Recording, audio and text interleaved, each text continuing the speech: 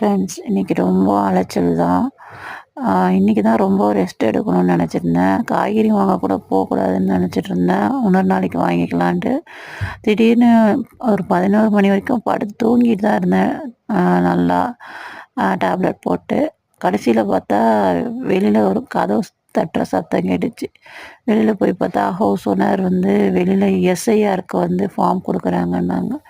போய் பார்த்தா அவங்க வந்து இல்லை,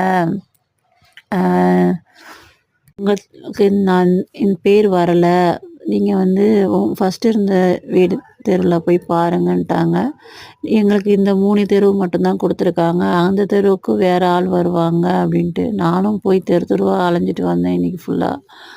எந்த தெருவில் ஆள் வராங்கன்னு எங்கள் அம்மாட்ட கேட்டால் வரலன்றாங்க, எங்கள் அக்காவும் வரலன்றாங்க. ஆனால் வெளியிலலாம் வந்து எங்கள் தெருவில், அம்மா வீட்டு தெருவில் உள்ளவங்கலாம் வந்துருச்சுன்றாங்க. என்னன்னே தெரியல. அதுக்காக இவ்வளோ அவதிப்பட வேண்டியா இருக்குது இந்த எஸ்ஐஆர்னால.